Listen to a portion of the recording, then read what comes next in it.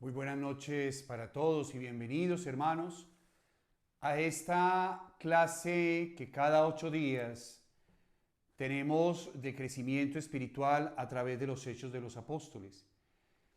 Hoy estamos celebrando ya el último día de la novena a la Virgen del Carmen.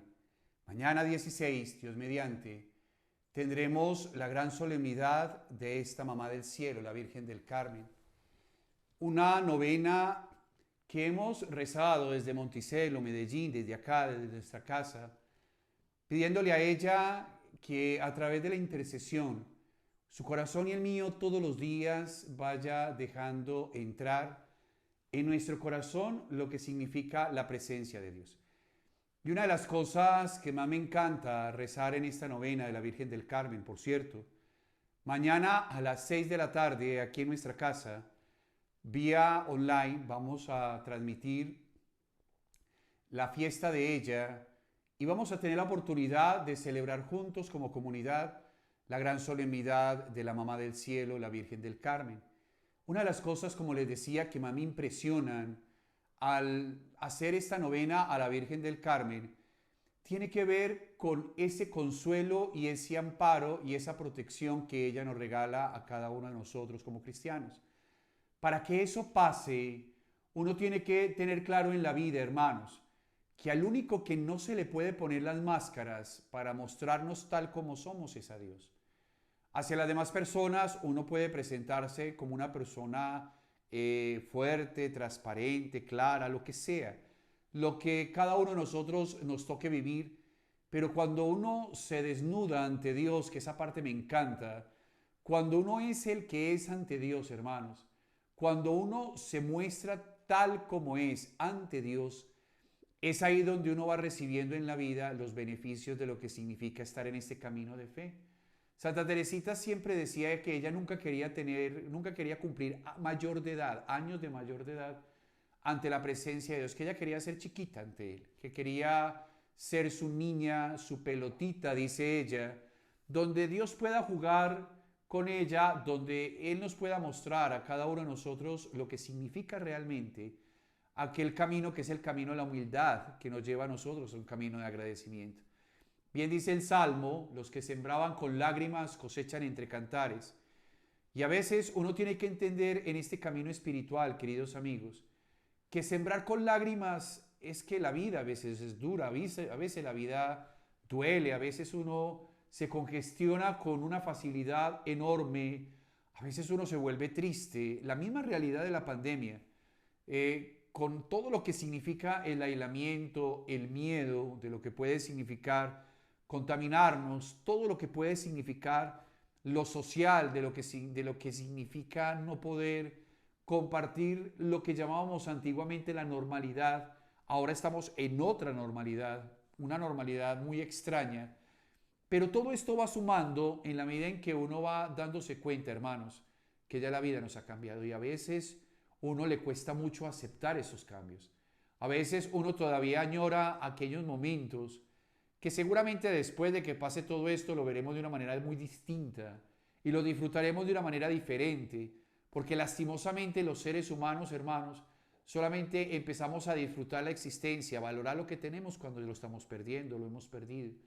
Seguramente vamos a sacar el espacio para compartir con las personas que extrañamos durante esta pandemia, poder disfrutar la existencia, preocuparnos un poco más por nosotros, venir acá en esta casa Monticello a orar, a crecer, a que nuestros horarios disciplinados de la búsqueda de Dios también sean claras, a crecer espiritualmente, a venir a las Eucaristías, a venir a esas clases, a venir a los diferentes espacios que nosotros como comunidad abrimos para que podamos crecer juntos en este camino de fe. Por eso, cuando uno está en este momento y a uno se le desbarata la vida y uno se siente triste y uno se siente preocupado y uno se siente que le está pasando aquello, que las fuerzas se le están agotando, es ahí donde uno es el que es ante Dios, hermanos. Y son precisamente como dice un santo de nosotros, San Juan de la Cruz, que en los momentos de crisis es donde uno saca verdaderamente a relucir lo que es verdaderamente. Son en esos momentos de crisis, de noche oscura, en estos momentos de confrontación, en estos momentos de dificultad, donde uno es el que es, hermanos. Tal vez en otros momentos uno no tiene tiempo de sacar a relucir lo que es uno, pero en estos espacios, cuando las falsas máscaras del ego, del yo, dice San Juan de la Cruz, las falsas máscaras del ser, se van acabando y se van desbaratando para mostrarnos tal como somos, es ahí donde uno es el que es ante Dios. Seguramente a usted y a mí nos ha pasado que nos hemos asustado viendo lo que a veces somos capaces de hacer, las cosas que nos estamos inventando para poder salir adelante, las situaciones de convivencia que cada día se convierte más en un conocimiento, autoconocimiento, y es ahí donde uno le pide a Dios que le ayude, que lo asista, lo proteja y lo acompañe, más en esta fiesta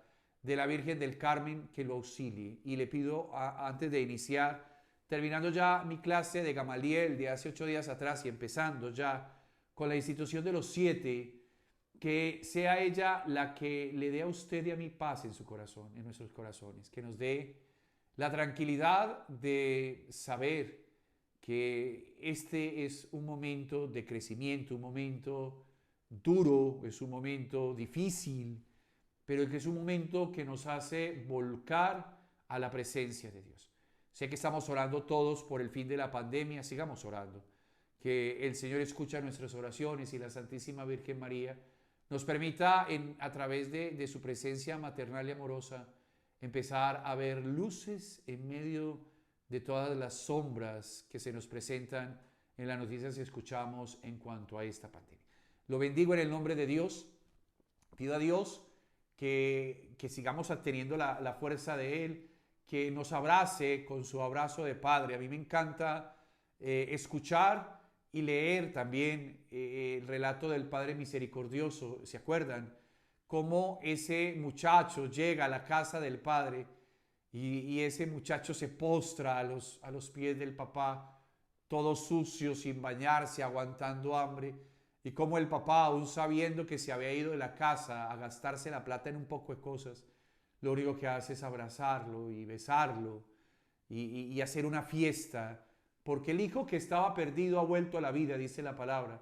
Porque al que estaba perdido lo hemos recuperado. Y creo que ese es el mismo abrazo que le pido a Dios en esta noche, para usted y para mí, y a esta mamá del cielo y la intercesión de la Virgen del Carmen, que nos regale ella a través de su manto protector un abrazo y una tranquilidad enorme, sabiendo que todas las cosas Dios las va cuadrando en el camino y que de eso también saldremos. Esto también pasará. Lo he dicho yo 1000 veces y yo lo creo en mi vida. Esto también pasará. Yo creo que llegará el momento donde todo esto empiece a aclararse más y llegará el momento donde las cosas empiecen a darse de una manera diferente. Te bendigo en el nombre de Dios.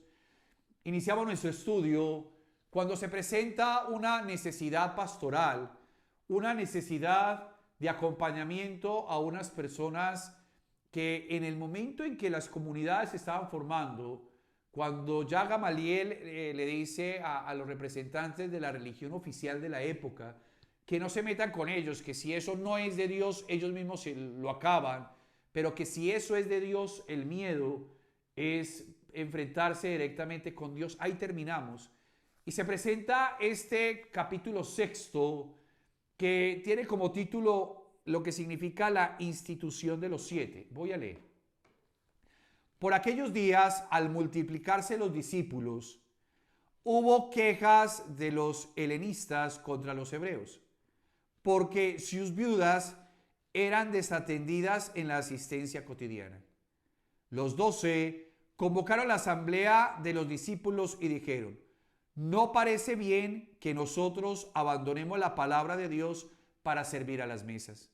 Por tanto, hermanos, busquen de entre vosotros a 7 hombres de buena fama, primero, llenos del Espíritu Santo y de sabiduría, segundo, y los pondremos al frente de este encargo, mientras que nosotros nos dedicaremos a la oración y al ministerio de la palabra.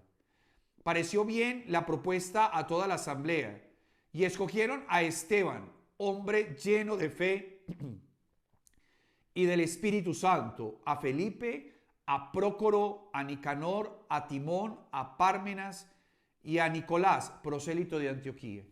Los presentaron a los apóstoles y habiendo hecho oración les impusieron las manos. La palabra de Dios iba creciendo. En Jerusalén se multiplicó considerablemente el número de los discípulos y la multitud de sacerdotes iban aceptando la fe.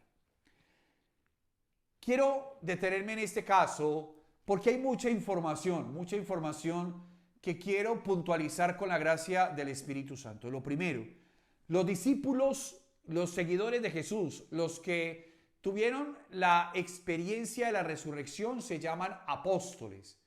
Los apóstoles eran las cabezas visibles de la experiencia de la resurrección del Señor. Estos son los que siguieron al Señor en vida, que para ellos era muy importante, y de ahí en adelante la constitución de las comunidades en principio se basaba en aquellas personas que habían tenido contacto directo con el Maestro. Estos 12 se llamaban apóstoles, que se dedicaban al servicio de la palabra y la oración. Ellos, a diferencia de los discípulos, estos eran los que transmitían el mensaje de la resurrección de Jesús a las demás personas. Entonces, cuando van creciendo los discípulos, es porque las personas abrazan la fe en Jesús. Es más, muchas de las personas, la gran mayoría de los que abrazaron la fe en el Señor, eran personas que creían en Dios a través de la religión judía.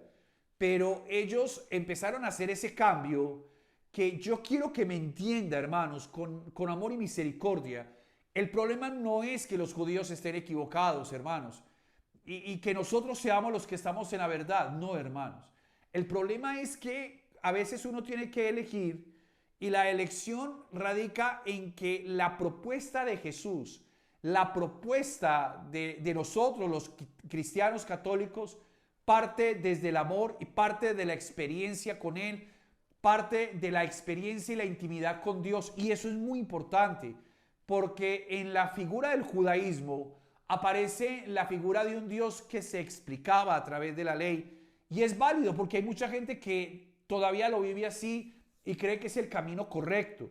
La diferencia con nosotros es que la propuesta de Jesús es una propuesta de conversión interior, es una propuesta donde toca el corazón, una propuesta donde Dios se revela en la persona de Jesús y Jesús se revela en la persona de Dios, que diría un poco Santa Teresa Benedicta de la Cruz, que es una relación de revelación. Es decir, lo que vemos en Jesús lo vemos en Dios y lo que vemos en Dios lo vemos en Jesús.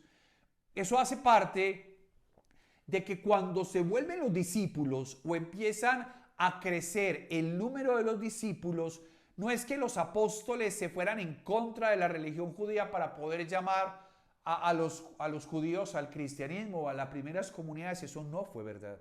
Ellos lo que hicieron fue proclamar y predicar la resurrección del Señor, abriéndole espacio a las personas para llenar con la presencia y el mensaje de ellos la necesidad de una relación más de intimidad con Dios, porque de alguna manera era la novedad de Jesús. La revelación del Padre era poder mostrar una relación más de intimidad con Dios, un Dios que se encarna y se hace hombre para que los seres humanos podamos acceder a Dios a través de la persona de Jesús.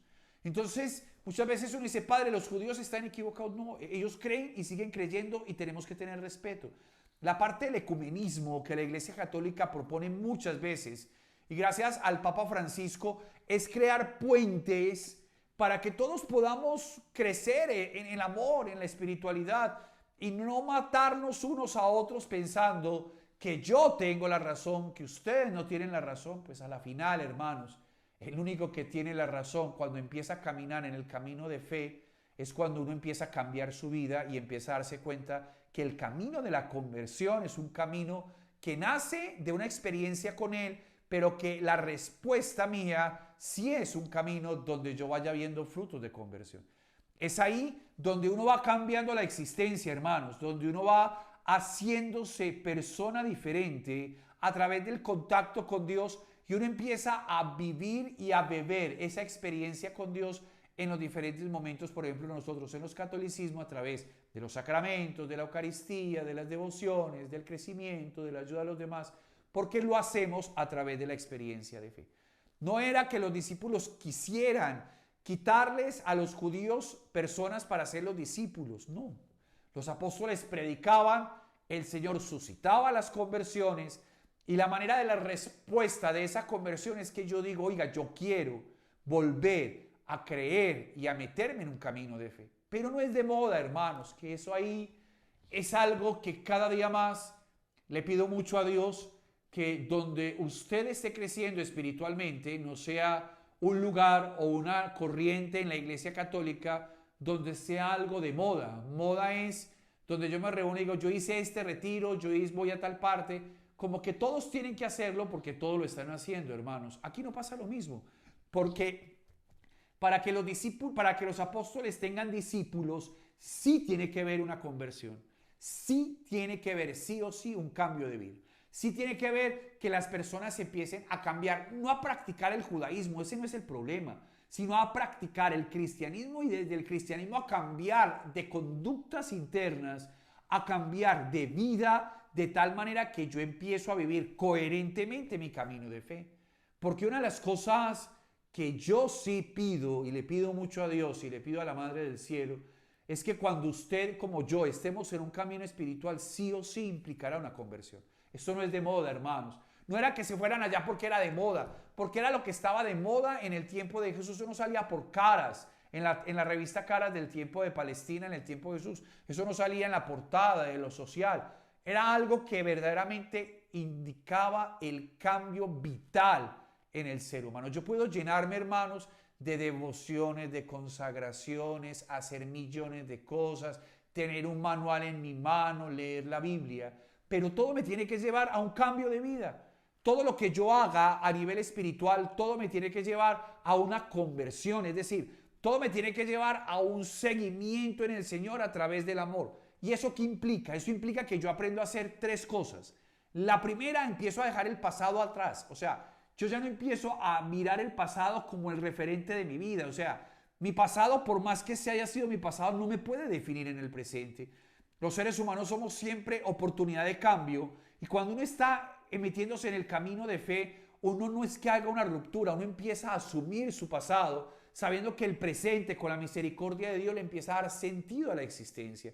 Ya eso hace parte de la vida, o sea, cuando uno no hace una ruptura entre pasado y presente, sino que acepta su pasado y hace un cambio de vida, uno ya no empieza a llorar por las cosas que se pasaron, por las pérdidas que tuvimos, ya uno empieza inclusive a aceptar y a agradecer y a perdonar. Lo segundo es que frente a mi presente yo necesito empezar a crecer, es decir, yo necesito empezar a entregarle mi vida al Señor. Eso no significa que seamos vacunados contra el pecado, no. Cada uno de nosotros tenemos nuestras debilidades, cada uno de nosotros tenemos nuestras inseguridades, cada uno de nosotros tenemos nuestras miserias, pero el conocimiento y la aceptación y la conciencia de mis miserias me hace a mí el trabajo personal de ir haciendo que mi vida sea diferente, porque a la final yo puedo hablar muy bonito de Dios, hermanos, y tener un buen discurso y tener una capacidad enorme, innata de poder hablar en Dios y poder encantar, enredar o cuentear a Dios en la vida de los demás. Pero lo que habla realmente de Dios es lo que hay en el corazón de cada uno de nosotros. El testimonio arrastra, el testimonio es aquello que hace posible que las personas se den cuenta que yo soy feliz, que disfruto la felicidad, que aprendo a disfrutar la existencia, que empiezo a no renegar tanto, empiezo a agradecer más, las facciones empiezan a cambiar, me empiezo a reír con facilidad, dejo las cosas en las manos de Dios, es decir, yo empiezo a cambiar y eso se tiene que notar en el día al día de la vida en cuanto que yo me vuelvo una persona diferente. Y en cuanto al futuro, yo empiezo a confiar en Dios, hermanos, y verdad que una de las cosas más bellas que dice la Santa Madre Teresa de Jesús es que Dios siempre organiza la vida de nosotros, nos cuida las espaldas, endereza lo torcido de nuestra vida, pero provee las cosas que necesitamos. Es ahí donde uno va viendo que el discipulado en el Señor no consiste en algo de moda, el discipulado en el Señor. Yo puedo hacer todas las consagraciones a la Virgen más. Mañana 16 seguramente en muchas comunidades estarán haciendo las consagraciones a la Virgen, pero esa consagración a la Virgen me tiene que llevar a mí a mostrarme en un cambio real, a mostrarme que estoy trabajando, que estoy luchando contra mis demonios, que estoy luchando con mi manera de ser, que soy capaz de pedir perdón, que eso es un acto de humildad, que soy capaz de perdonar rápido, que soy capaz de disfrutar la vida, que soy capaz de vivir menos amargado y aprender a vivir más conforme a la voluntad de Dios. Ahí implica que yo ya voy diciendo en mi vida y voy creciendo espiritualmente como discípulo del Señor. Eso me interesa mucho. Esto no es de moda, hermanos. Esto no es algo que socialmente se acepte. Inclusive el cristianismo y la experiencia de la experiencia real de Dios es que uno es capaz de decir que no a cosas que se le presentan que parecen buenas. Que uno es capaz de ir no y alejarse o renunciar a todo lo que pueda significar un camino de superficialidad y adentrarnos un poco más en un camino de espiritualidad y empezar a crecer espiritualmente. El místico, el santo, el que empieza a crecer en el Señor, es un ser humano común y corriente que se viste como usted y como yo, pero tiene algo diferente y es que es capaz de perdonar rápido, pedir perdón rápido, amar rápido, se preocupa menos, empieza a disfrutar la vida. No se siente un santo que es intocable, es un ser humano común y corriente que lo único que quiere es agradar a Dios. Y es ahí donde parte el discipulado. Además, para terminar esa parte del discipulado, para que nos quede claro, el problema no es que yo tenga que ir a buscar en todas partes, llenar la presencia de Dios. Cuando San Francisco de Asís se fue a hablar o a misionar a tierras lejanas, a tierras donde lo iban a matar, lo que sea, no era que él quisiera que todos los musulmanes fueran católicos, él quisiera que todos conocieran a Jesús. Eso es diferente, porque el conocimiento de Jesús, el camino espiritual, lo que significa el camino de fe, hace que usted y yo volvamos otra vez a creer en un Dios que está cerquita de nosotros en el corazón. Por eso los que murieron mártires, aquellos por ejemplo que murieron en Japón, lo único que querían las personas que conocieran a Dios, y la gente no entendió eso y los mataron y fueron mártires. Pero lo que querían era que las demás personas fueran felices a la manera de Dios en la persona de Jesús. Eso sí es importante. Porque cada vez que yo le explico a alguien que la vida le cambió a uno porque está en un camino de fe, porque abrió su corazón a Dios, porque encontró el amor, seguramente va a tener que hacer cambios en su vida radicales. Y esos cambios en la vida radicales siempre habrá un espacio en la Iglesia Católica para hacer crecer. Eso por una parte. Por otra parte, se van presentando en las diferentes comunidades necesidades. A mí me encanta porque uno, por más que quiera, el Señor es el que suscita las necesidades. Y es ahí donde aparecen las primeras vocaciones diferentes al apostolado, las primeras vocaciones diferentes a la palabra y a la oración que veamos en los capítulos anteriores, que se reunían a compartir el pan, se reunían a leer los salmos, a orar y ayudar a las personas necesitadas. Pero cada vez que se va creciendo, se van mirando las necesidades más puntuales con lupa y se presenta una necesidad, y es la necesidad de las personas que están viudas, o sea, las personas que necesitan el acompañamiento, que necesitan la ayuda, que necesitan la evangelización. Y es ahí donde uno se pone a pensar que no todos estamos llamados a hacer todo, hermanos. Que no todos estamos llamados a hacer lo mismo. Que hay unos que Dios nos llamó a unas cosas, hay otros que Dios llama a otras cosas, que así como diferencian las misiones, mas no diferencian la función. Me explico, las misiones es lo que le toca hacer, la función siempre va a ser el seguimiento del Señor. Ya empiezan a presentarse diferentes carismas dentro de las comunidades primitivas. Una de las cosas que uno tiene que preguntarle al Señor es: Señor, ¿tú qué quieres de mí? O sea, ¿qué es lo que tú quieres que yo haga? Porque en el imaginario colectivo uno piensa que Dios te va a llevar a predicar a las naciones, tal vez a predicar en tu casa y tal vez a ayudar a las personas. Y ahorita que pues por la pandemia estamos aislados, pero apenas podamos tener un poquitico más de libertad o vamos saliendo de esta pandemia, sí me gustaría mucho que usted le pregunte a Dios: oiga, yo puedo servir, puedo dedicarle un tiempo a esto, puedo dedicarle otro tiempo a esto, puedo dedicarle servicio a los ancianos, puedo ayudar a los niños, puedo ayudar a la gente pobre, puedo hacer algo por alguien. Pero cuando uno se dedica, Él le va mostrando el camino, que esa es la parte más bella. Porque por más que le pregunte: Padre, ¿yo qué puedo hacer en la vida? Él le va mostrando el camino, siempre le va mostrando el camino, es el que guía. Uno se deja y Él le va mostrando, le va restando, le va quitando, le va mostrando. El problema de los seres humanos es que somos tercos y queremos hacer lo que nosotros queramos hacer.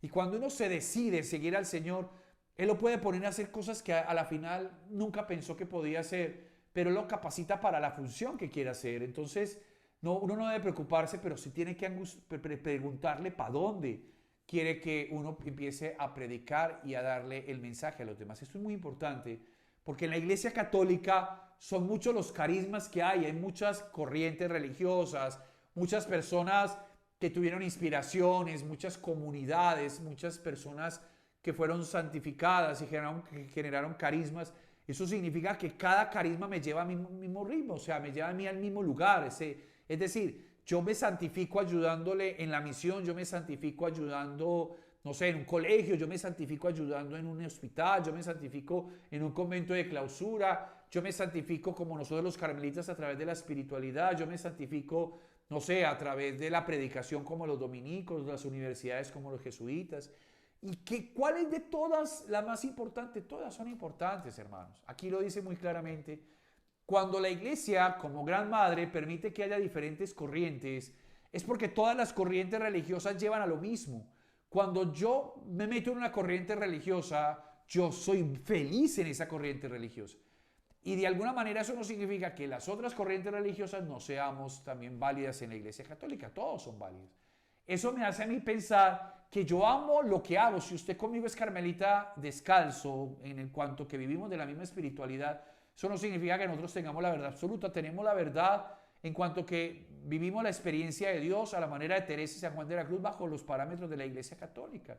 Y caminamos en ese camino de crecimiento espiritual y le damos a la Iglesia y al mundo nuestro aporte a través de la espiritualidad, es decir, a través de la experiencia personal con Dios en el amor. Entonces, cuando usted se meta con nosotros, lo importante es que uno vaya analizando con Dios por dónde quiere meterse, por dónde el Señor lo está llamando. Y cuando uno se mete por ahí, hermanos, uno se vuelve santo, uno se santifica por la gracia y la misericordia de Dios. Aquí pasó lo mismo.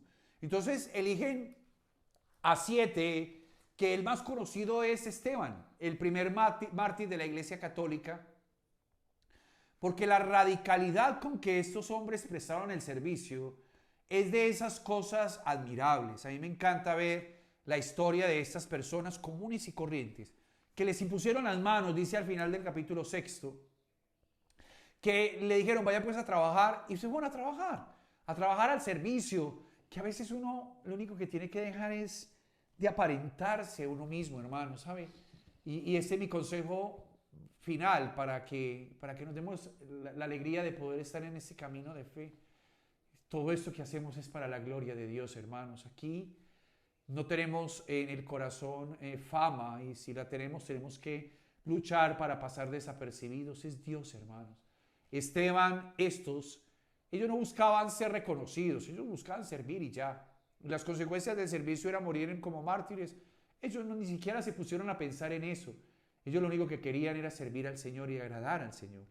Y a veces nosotros en este camino de fe, y se lo pido con el alma, sea cual sea sus amistades, los sacerdotes que usted conozca, sea cual sea el lugar donde usted vaya, nunca se le olvide que en este camino la humildad siempre será la puerta de presentación en este camino de fe. Y cada vez que yo haga algo en esta vida, por Dios, hermanos, hagámoslo en silencio. Hagámoslo donde la mano derecha no se dé cuenta que haga la izquierda. Y hagámoslo de tal manera que las personas que se encuentren con nosotros se den cuenta que lo estamos haciendo única y exclusivamente por Dios, no por nosotros. No lo estamos haciendo por cada uno de nosotros. Hacerlo por Él es permitir que Él haga las cosas por nosotros, es permitir que las cosas vayan dándose en la vida de nosotros.